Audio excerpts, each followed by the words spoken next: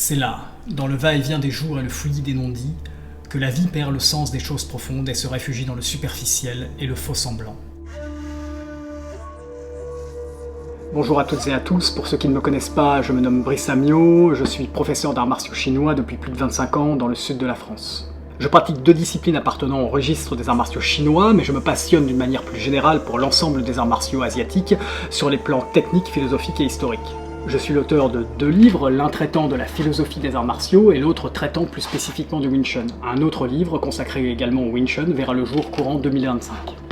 Lorsque j'en ai le temps, j'alimente une petite chaîne YouTube pour mes élèves et mes lecteurs avec des vidéos éducatives, promotionnelles ou parfois dénonciatrices des problématiques que rencontre le milieu martial actuel.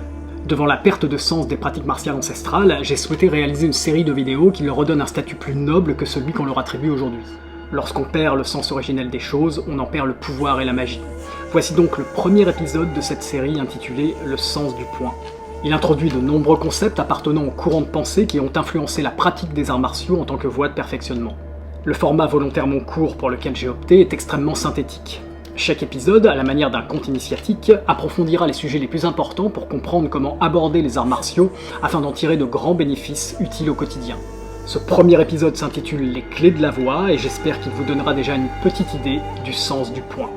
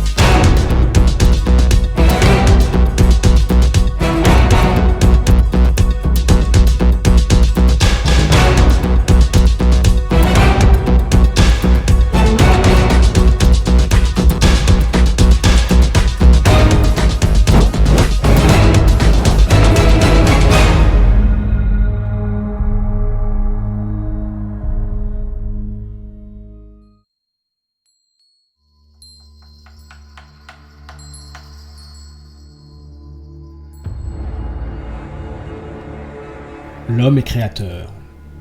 Par ce pouvoir, il est à même d'unir le ciel et la terre. Le fait même qu'il soit amené à vivre debout lui confère cette mission toute particulière. Le ciel, c'est la source de toute création. C'est le monde invisible des causes, des raisons d'être. C'est aussi le monde des lois qui régissent notre univers et celui des vertus qui en découlent. La terre, c'est le monde visible de la matière, des effets. C'est là où se concrétisent et se manifestent les volontés célestes. L'homme est entre les deux. Il a la tête dans le ciel et les pieds sur la terre, et selon les taoïstes, un homme met un pied sur le chemin qui le mènera à trouver la paix lorsqu'il décide de se mettre en marche ou de s'animer pour servir un plan céleste, un grand dessein dont il fait partie. Ce plan est inscrit dans les étoiles. Cela signifie qu'il s'accomplit sur la terre par l'influence des astres, dont la course cyclique engendre les changements, les évolutions, les transformations. Ce plan, les taoïstes le nomment Tao, que nous traduisons en français par voie. L'idéogramme chinois qui le représente est constitué de 2 autres idéogrammes, l'un signifiant tête et l'autre signifiant marche. Nous y retrouvons la tête et les pieds. Il est intéressant de constater que l'idéogramme tête représente le dessin simplifié d'une tête ornée de cornes, c'est-à-dire la tête de celui qui a la capacité de communiquer avec les plans subtils et de ce fait de ramener aux autres hommes des informations concernant les volontés célestes. Lorsqu'un homme entreprend d'étudier la voie, cela signifie qu'il entreprend de suivre un apprentissage l'amenant à reconnaître par l'expérimentation le caractère muable de la vie et les lois qui la régissent. Il s'applique à comprendre les liens entre le monde des causes et celui des effets. Il travaille à percevoir les nécessités des époques.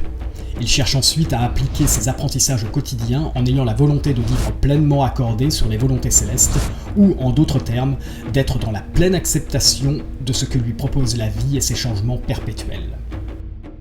En étudiant la voie, cet homme cherche la paix, c'est-à-dire la capacité à maintenir paisiblement le cap, l'équilibre et la stabilité de l'embarcation sur laquelle il parcourt les eaux calmes ou les tempêtes de la vie. Cette paix, il ne peut l'acquérir qu'en ne désirant rien d'autre que ce qui lui est proposé dans l'ici et maintenant.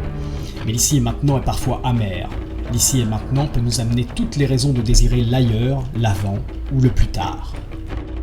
L'ici et maintenant est pourtant la seule occasion d'unir parfaitement le ciel et la terre en posant l'acte juste, complètement accordé sur les nécessités du moment. Un acte garant du maintien ou du rétablissement d'un équilibre et assurant ainsi la circulation harmonieuse de l'énergie de vie entre le ciel et la terre. Un acte réunissant les opposés qui, séparés, engendrent l'agitation. Un acte sage et fertile, semant les graines d'une future manifestation matérielle des vertus qu'il porte.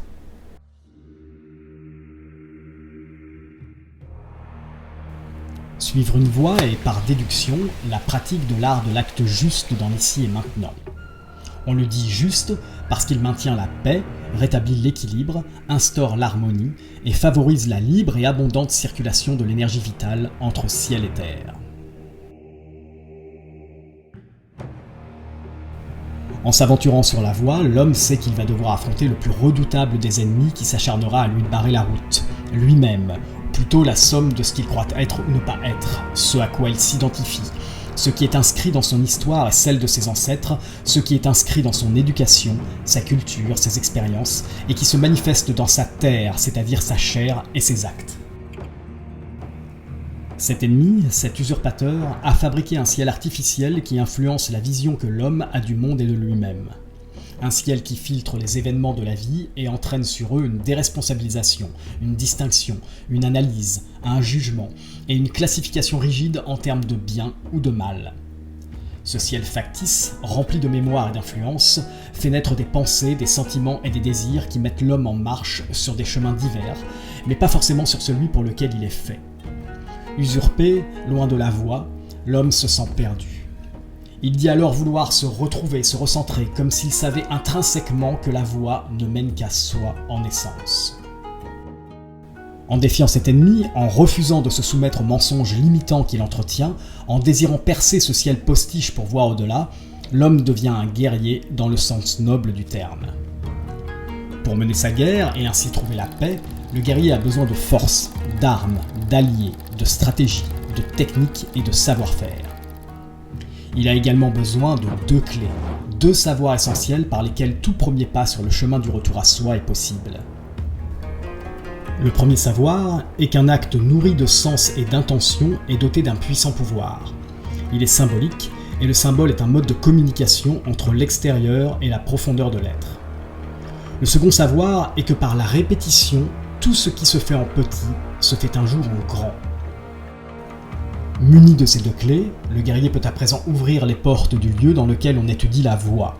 Ce lieu sacré dans lequel on apprend que l'amour est la plus grande source de force, ce lieu dans lequel on reçoit des armes pour s'affronter soi-même et des paroles de sagesse faisant office de stratégie guerrière, ce lieu dans lequel on apprend à marcher épaulé par des frères d'armes et guidé par un éclaireur, ce lieu dans lequel la technique témoigne des vertus de celui qui l'exécute et où tout le savoir-faire consiste à instaurer la paix en soi et autour de soi.